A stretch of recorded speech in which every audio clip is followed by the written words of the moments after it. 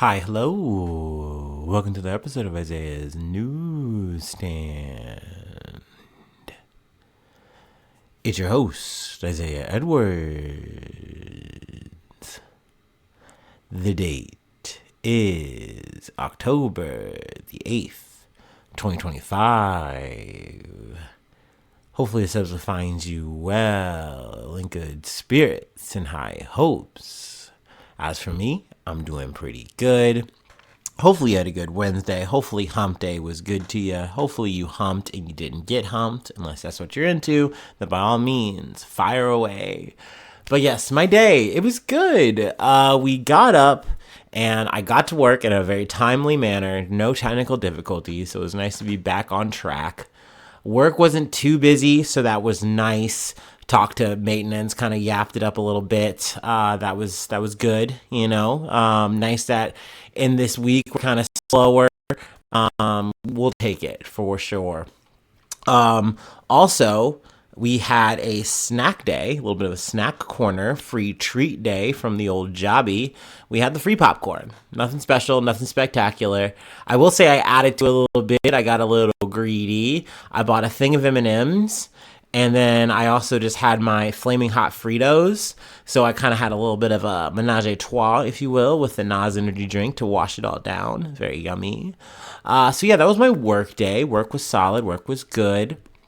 Then actually, there was a bit of a bonus there. I got to get out early. I requested out early for the day because I had to go get my oil changed. And nothing too major, nothing too massive. But I will say I'm a bit annoyed because I pull up into Valvoline. Upsides was I was the only one there. I got there and it was dead. Love that. Downsides though, they only had like 2 of the oils. And so they cut their conventional oil or whatever, their cheaper oil. They're like, yeah, now we only have these 2. I was like, oh, so I got to pay more money. Great. Love that. Well, yeah, do it. So, I will say though, they at least were chill. They didn't like yank on my wipers like, oh, you need new ones or anything like that. I mean, they did ask, a couple of the standard questions that they asked of the Valvoline, like, hey, do you want to get this changed or that changed? Do you want to, get your transmission changed and drained or whatever the fuck? They ran me my whole thing, but I said no and no and no, thank you. And we were in and out pretty quick. I'll take it. I should have went straight to the gym after that. That was the initial plan. But, once again, I'm maxing the greed. I'm hitting the greed button. And I said, no, I'm going to go home because I want to use my own facilities. I want to use my bathroom. So I went to the bathroom at my house, hung out for 15, 30 minutes, did the whole reconnoiter, if you know what I'm saying. And went to the gym. And the gym was good. It was solid. I will say I've noticed it's been busier the past couple weeks. I'm kind of surprised by that because I feel like thinking back last year, it wasn't as busy, but I understand that every year is different. It can sometimes kind of pair with the deals that they have at Planet Fitness, like the dollar entry, whatever. So, these things happen. We just have a higher influx of people in the gym, which can kind of be annoying. I was able to get my Smith machine in. I was able to get, free weights in. Also, I've been trying to lift a little bit heavier throughout my maintenance mode of the week. So really kind of having one day that's a little bit lighter, 2, and then we kind of escalate up a little bit. Maybe to make up for the day off, maybe just because I want to try to push myself a little bit. I don't know. We'll see. But so far, that's been going well this week. And, the weight training went well. Like I said, free weights went well. The only thing that was kind of a bit of I had to do an audible was normally I have a little bit of a segment where I hit a couple of leg machines, either the leg press or I hit leg extension, leg curl type of thing. And you make it all work. But I hit the leg extension and then realized, oh, I can't get any other leg machine. and I, scrambling around. I'm like, what am I going to do? What's the plan? And I saw the hack squat machine was open again. So I was like, all right, let's do it. Let's do it with a little bit more weight. And that kind of beat me up a little bit, but overall, we're fine. We're good. It was nice to get on that. And I haven't really gotten on the hack squat machine in a while. I feel like this week has been a higher influx than in a long time. Let's just say that. But yeah, overall, I like doing my squats, even though I will say, and this is me outing myself, being 100% real, I do not go deep enough. I'm not trying. Like, I do not want to be in an embarrassing situation where I dip too low and I can't get up and I need help and I have to like bail out. Like, that's so embarrassing. Like, I don't want to look like Mr. Magoo at the gym. I come here like almost every day. I can't take those L's. So, no thank you. But overall, like I said, good gym session. We love to see it. And here we are. We're back home, yapping it up. So, yeah, let's go ahead and do our startup and let's get into some news.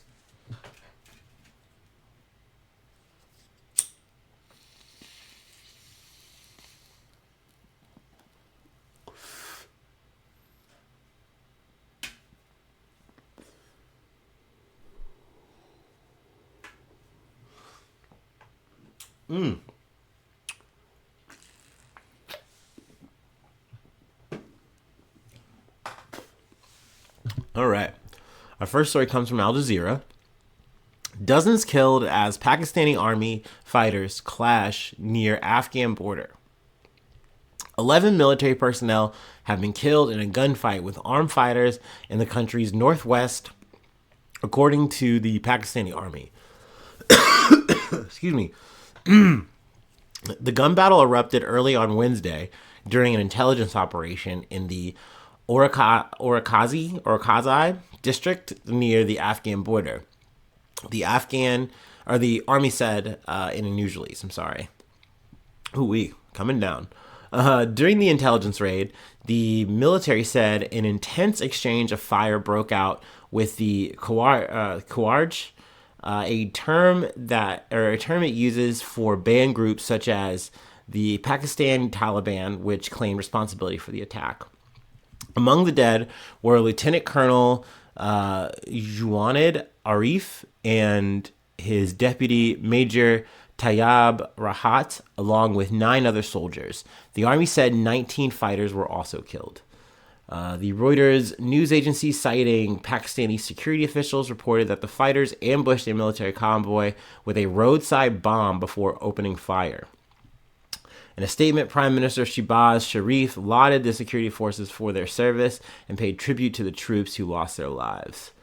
Starting off with that pretty heavy story. But we're going to move and segue along to some Supreme Court news. I did say earlier that this was going to be coming down the pipe for the week, so be prepared. I want to read this whole thing, at least most of it. So, let's get our reading glasses on and let's just get into it. From CNN. Supreme Court's conservative majority prepared to rule against conservative... let me run that all the way back. Supreme Court's conservative majority prepared to rule against conversion therapy ban.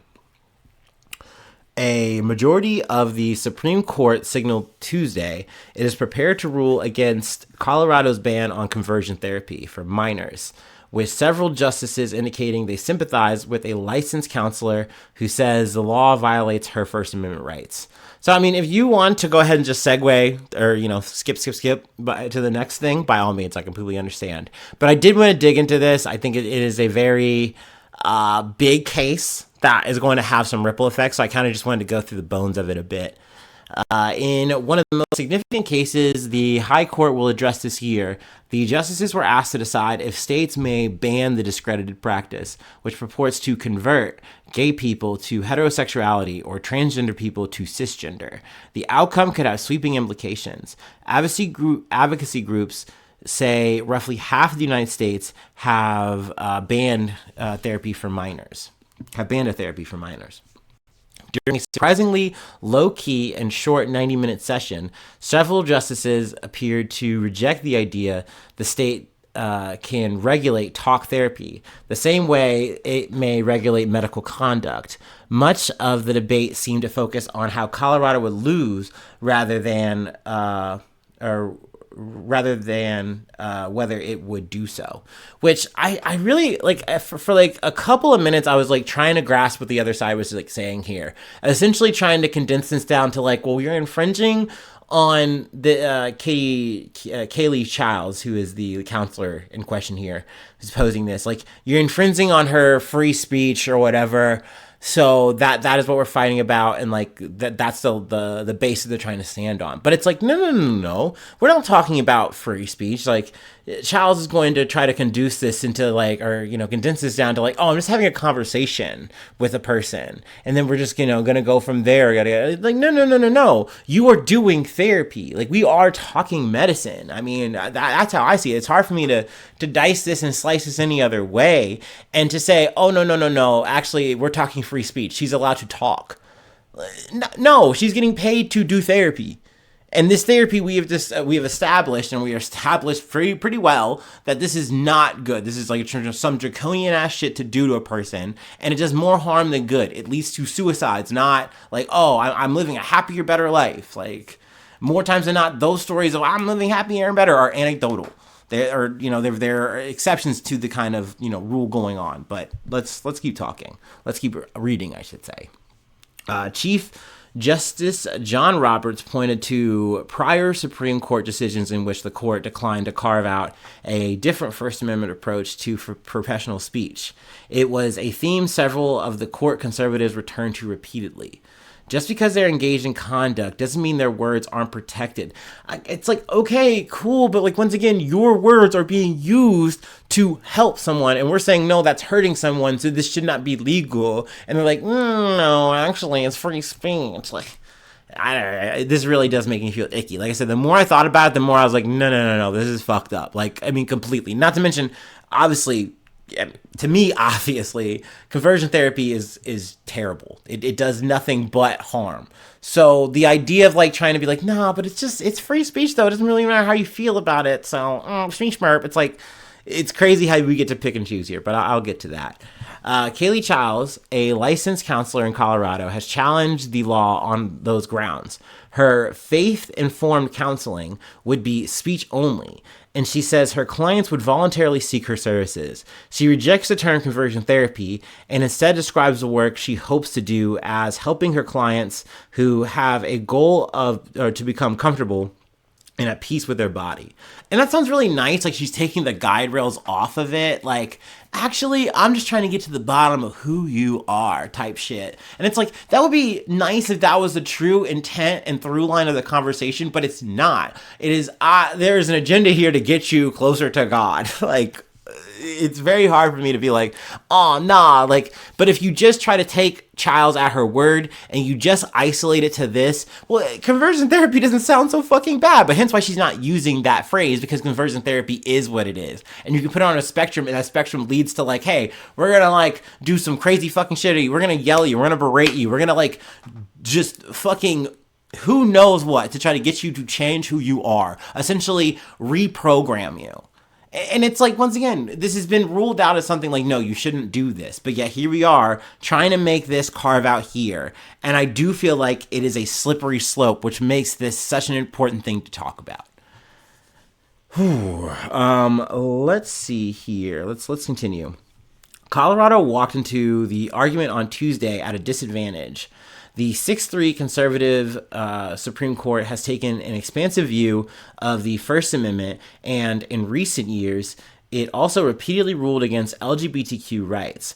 Earlier this year, the court upheld a Tennessee law banning puberty blockers and hormone therapy for transgender minors. So that's not okay to do, apparently. But this faith-based talk session, this yap out that we're gonna do, that's okay. That's essentially what these fucking conservative justices are trying to say and establish. In that case, U.S. versus Scrimetti, a 6-3 majority ruled that difficult decisions about transgender care would be better left to state legislatures. I'm wondering why this regulation at issue here isn't really just the functional equivalent of Scrimetti. Justice Ketanji Brown Jackson, press an attorney from the Trump administration, which sided with the therapist. It just seems odd to me that we might have a different result here, which I totally fucking agree with. Like, essentially, she's like doing a by your logic, which, I mean, that's kind of the only axis you really get to fight with when it comes to like talking to, I feel like, the other side here in the situation. Jackson, a member of the court's liberal wing, said that from a very, very broad perspective, she was concerned about making sure that we have equivalence with respect to those things. Hashim Mupan, I think I'm getting that name right, hopefully, arguing for the Justice Department, fired back that from a very broad perspective, there shouldn't be equivalence because Child's case involves the First Amendment while Scarameti did not. It's like, once again, you've now shifted a conversation, kicked the goalpost forward a little bit and say, actually, we're not talking about medical stuff anymore. We're talking about therapy. But when we were just talking about therapy in the Scarameti case, that's not the same. So you don't get to win here. And that's the thing where you see all the parties kind of know that. And it's like, so how serious are we about this? Are we just going to okay it? And then if that's the case, how far down the fucking hole are we going to go with this kind of shit? This yap it out. The exchange spoke to the rub in the case, whether therapy is more like medical conduct or speech. It's fucking medical conduct. Most of the court seemed to agree with Childs that it was speech likely protected by the First Amendment, which I think is fucking hogwash. Colorado and other states have pointed to research showing that the practice doesn't work and can be harmful. Some of that research shows it increases a person's risk of suicide and can cause other long-term health problems, such as depression, anxiety, and high blood pressure. Children who undergo conversion therapy are more than twice as likely to run away. But Alliance Defending Freedom, a religious law group, has argued those states conflate averse forms of therapy with the kind of talk therapy their clients, Childs, wants to engage with. It's a point Child's attorney, James Campbell, included in his opening and closing statement. It's just, this is such a Weasley little fucking loophole to try to get the same thing. You're saying, no, we're not doing conversion therapy. This is some light shit. This is like some person-to-person talking. Oh, we can't have dialogue anymore? We can't have dialogue? Like... Ugh, you should feel disgusting making this, but I mean, hey, this is what they try to do to make their shit go. And you know, when a Supreme Court that we have hears it, they're like, yeah, this is tasty, this is perfect. Let's see here. Colorado can't prove harm because it hasn't cited a study focusing on what's at issue here. Voluntary speech between a licensed professional and a minor. That sentence is crazy to me. Campbell told the justices. Like, they're licensed professional to do what? Like, to do their therapy. Like, no, but that's free speech, though. Stop. Like, it's just boo. It was a point that several justices appeared to zero in on. Conservative Justice Amy Coney Barrett pressed Colorado's attorney for her best evidence that the practice causes harm. Let's see. People have been trying to do conversion therapy for 100 years with no record of success. Colorado Solicitor General Shannon Stevenson told the court, there's no study, despite the fact that people try to advance this practice, that has ever shown that it has any chance of being efficacious. I think I'm saying that correctly. The harm, Stevenson said, comes from telling someone there's something innate about yourself that you can change. Justice Samuel Alito, another conservative, pressed Stevenson on another point: how much stock the court can put into medical consensus. Alito described medical consensus as very reasonable and very important, but then pushed Stevenson to acknowledge whether the consensus can change. Have there been times when the medical consensus has been politicized, has been taken over by ideology? Alito asked. Was there a time when many medical professionals thought that certain people should not be permitted to procreate because they had low IQ? It's okay, cool. So we're going to make this kind of equivalency? Oh, all right. It is very interesting when people like Alito like to do shit like this. And it's like, all right, sure. Thank you. All right. Isn't that a reason, Alito asked, to apply First Amendment protections rather than deferring to medical consensus on conversion therapy? Because it makes my argument work here. And there's so many times where I hear these justices talk like this, and it's like, you're not like, in my opinion, you're not talking like a damn judge. You're talking like a lawyer who wants to make your fucking point. I don't see how you're an arbiter of the law in this moment when you talk like that. And I mean, you could argue that for the liberal justices on both sides of it, whatever. But like when it's like this, I just see them curving the bullets and shit. I just go like, what's the fucking point of you? You're just gonna grandstand. Like, all right, just say, yeah, man, you win. Like, I wish they could just like all shake hands and be like, you already know what it is. You don't even have to waste your time here. They have to validate the fucking point. They do add that like Kavanaugh, he didn't really talk much. I don't really care. It doesn't matter.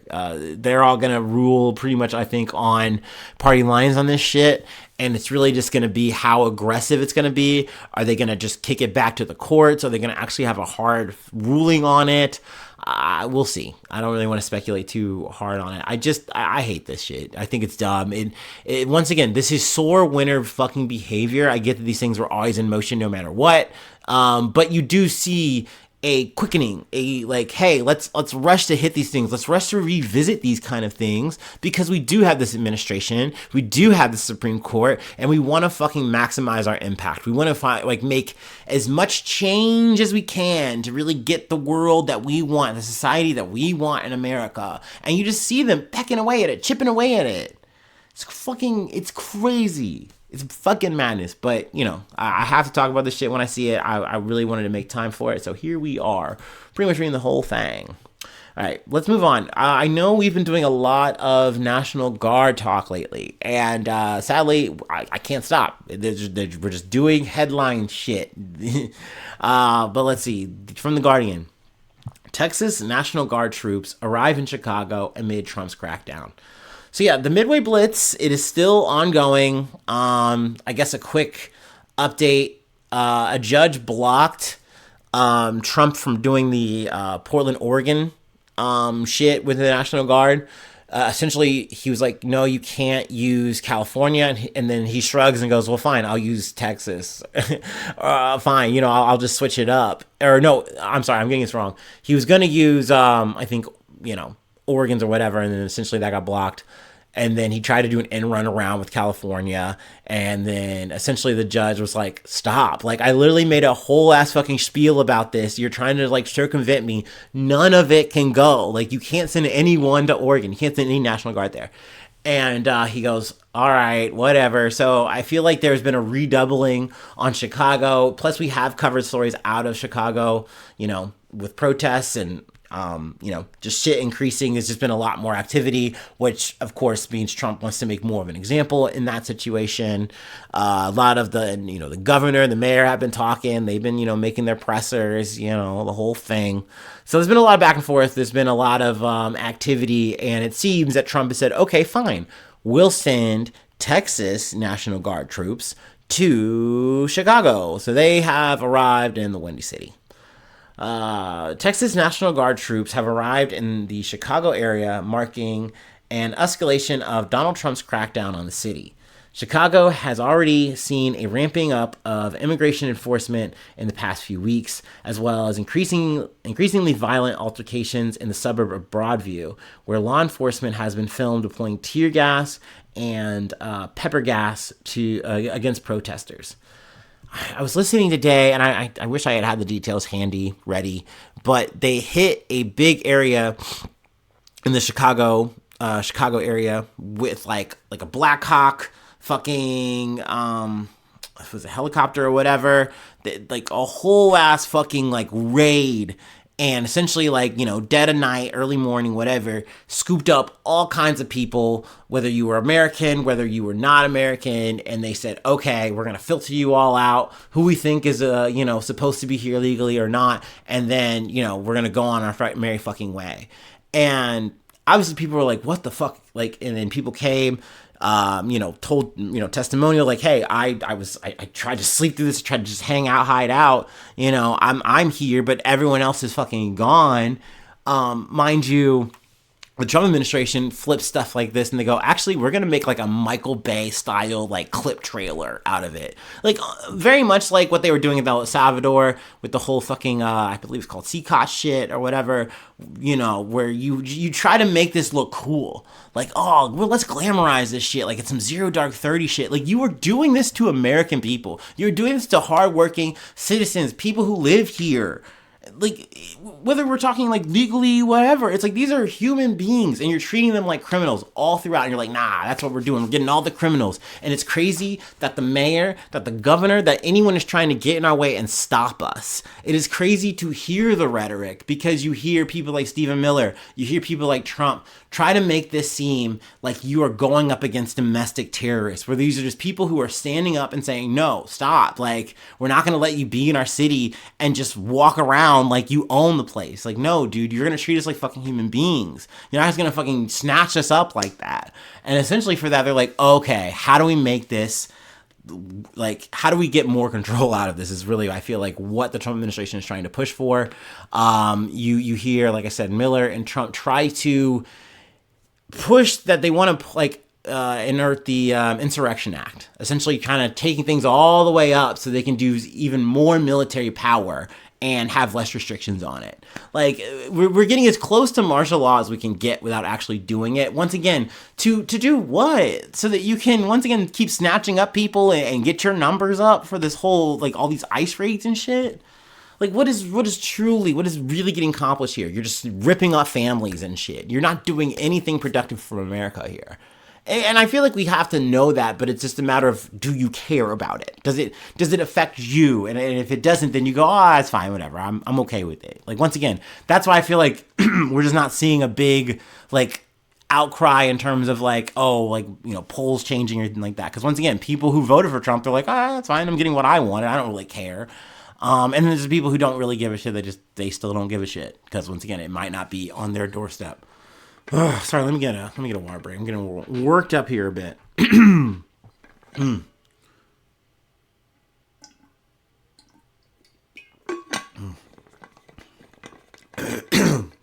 But that being said, I believe there's, like, you know, lawsuits and stuff ongoing, or, you know, being processed from, like, you know, Governor Pritzker of Chicago, or of Illinois, I'm sorry. You know, in terms of the legal efficacy of what's going on here. Granted, like I said before, is that going to stop Trump? Probably not. Like, he pretty much goes, okay, fine, I'll keep doing what I want, or I'll find a way to do what I want until the Supreme Court tells me to stop. Maybe if Congress finds a way to fucking, like, go, we might do something, maybe he hesitates, but very rarely, no, he doesn't. Especially, once again, in this term, in the Trump 2.0, this is a very bristling, kinetic fucking administration. They do not give a fuck. They feel, like, justified in doing whatever the fuck they're going to do. They're going to break shit and ask for forgiveness later. And they're not going to ask for forgiveness. They're just going to be like, whatever. Moving on to the next thing we want to do to change. How are we going to make America great again? I really just wanted to riff this. I'm sure I'm missing some details, but I'm sure we will be back to this. I'm sure he will continue to keep doing shit like this. You know, I mean, he literally is just picking a Democratic, you know, city, and he goes, boop, I'm going to just fucking start hitting them up. I'm going to start harassing them. You know, he's just having his pick of the shit right now. But yeah, let's move on. Like I said, I'm getting too worked up. Our next story is from the Associated Press. I do want to read this breaking news header that we have here. I'm sure we're going to be getting to it in maybe a day or so. But Trump says Israel and Hamas have agreed to first phase of plan to end fighting and release hostages. Not really getting into the details of that. I hope that this isn't hot air bullshit, but we have seen a lot of rhetoric, a lot of bluster from Trump. It is so much of, like, he is trying to exert his will here, I feel, and I can't confirm how much of that is real, like how much Israel is going to actually go along with it. Are they actually, like, okay with this? Are they just kind of biding their time until they can kind of make an excuse or provocation to continue the genocide that they have been doing? I don't know. And what's to come of a full ceasefire, a full peace talk where we actually say, okay, we did it. Now what? I mean, there's just so much here, and sadly, there always will be. This is going to be, a fucking miasma of bullshit. But anyway, that's life. Back to the article at hand. I'm sorry. From the Associated Press. Last of the 10 New Orleans jail escapees from May is captured under a house in Atlanta. Now, I'm not going to lie to y'all. I tried to keep up with the story as best I could. I forgot. I fucking forgot about it. There's been a lot going on, real, history defining shit, since May. You wanted me to hold on till next? No, I mean, hey, but for a breakout, pretty long run, right? Usually I feel like these get done within like a month. So anyway, we're fucking in fall right now. All right. A months long search for the only Louisiana inmate still on the run after an audacious May jailbreak ended Wednesday when authorities say they found him hiding in a crawl space beneath an Atlanta home, bringing the last of the 10 escapees into custody. Derek Groves, 28, was convicted of murder and facing a possible life sentence before the inmates escaped through a hole behind a toilet in a New Orleans jail. He had the most violent criminal record of the group, and authorities offered a $50,000 reward for tips leading to his capture. A SWAT team spent hours searching the house for Groves after obtaining a warrant, Deputy U.S. Marshal Brian Fair said. They couldn't find him. They had to deploy gas multiple times into the house and basement. Based on how long it took a seasoned, well-trained SWAT team to get him out, he had planned to hide for a while. A police dog eventually located him, Atlanta Police Deputy Chief Kelly Collier said. In video provided by the department, Groves, shirtless, shoeless, and shackled at his wrists and ankles, blew a kiss and grinned at the camera as he was led into a police car. Louisiana Governor Jeff Landry applauded law enforcement for putting all 10 escapees back where they belong, behind bars, in a post on X. The tip that led to his capture came through New Orleans Crime Stoppers, Fair said. Groves was alone in the house and no one else was arrested. The home's garage door was collapsed inward Wednesday afternoon as police blocked off the scene. The brick house on a sloping lawn surrounded by trees is in a neighborhood beside Tyler Perry Studios, one of the nation's largest movie production facilities. Isn't that a fun fact? Let's see. I'm kind of just going to skip ahead here. They talk about the other inmates. They also have a reaction from the mother. Obviously, she's very sad. She wanted to get a chance to, talk to him one more time and really wasn't able to do that. But yeah, I mean, this wraps that up. I mean, now there's obviously going to be more in terms of like new charges are going to be filed on them or whatever. I don't know how closely I'm going to follow up with that. Usually when it comes to in a prison escape, we try to cover this until everybody gets rounded up and then it's like, okay, all right. And then we move on. Chapter closed, case closed. But yeah, I mean, very interesting breakout. This was, if you don't remember, they were able to pry away the toilet, and they wrote on the way out, too easy, LOL, and they didn't spell "too" correctly. But that's okay. It's still funny. I like that. It was a good bit. So yeah, I mean, I'm sorry. Y'all know I'm a sucker for a breakout. I can't help myself. I gotta talk about this shit. So yeah, this is very interesting that it went so long that people were able to go as far as they did. They were able to not just leave town, leave the state. That's fucking crazy. Some motherfuckers were literally posting through it. Like, bro, how you get a whole ass fucking fit? Your shit's harder than me. You're on the fucking run. That's crazy. Hey, kudos, that respect, but what the fuck, man? But yeah, interesting story. Happy to close it out finally. And, like I said, I'm a sucker for closure. What can I say? But yeah, that's where we'll leave that. We have one more story that I wanted to cover, and we're back on some bad food. It is what it is. It's part of the beat. We got to cover some bad spinach. But speaking of bad spinach, I'm going to take my last break, and then we'll go ahead and close it out.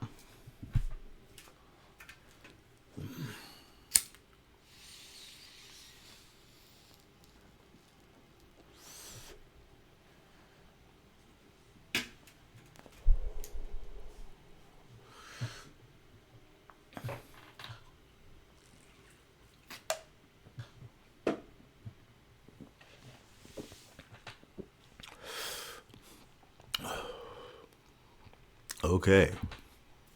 All right, from CBS News. Like I said, we're still using it, baby.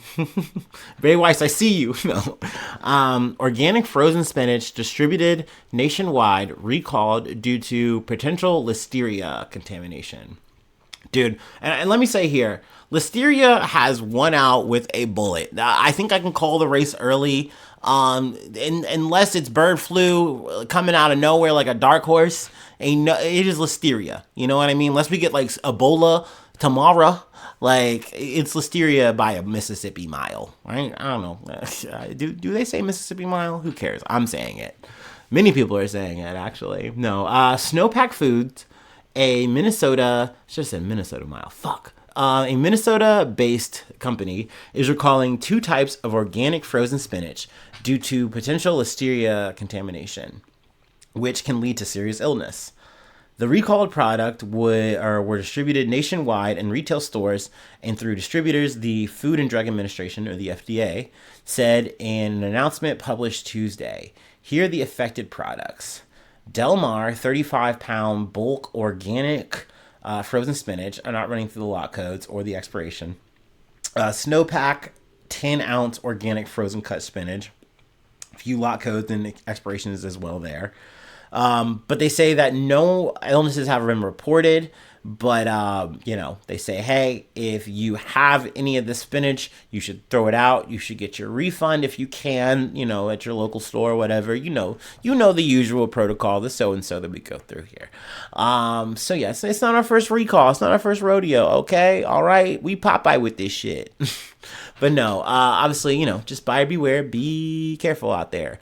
Like I said, let's not get listeria. Let's not go into Halloween getting some ooky, spooky shit like that. All right? Yeah.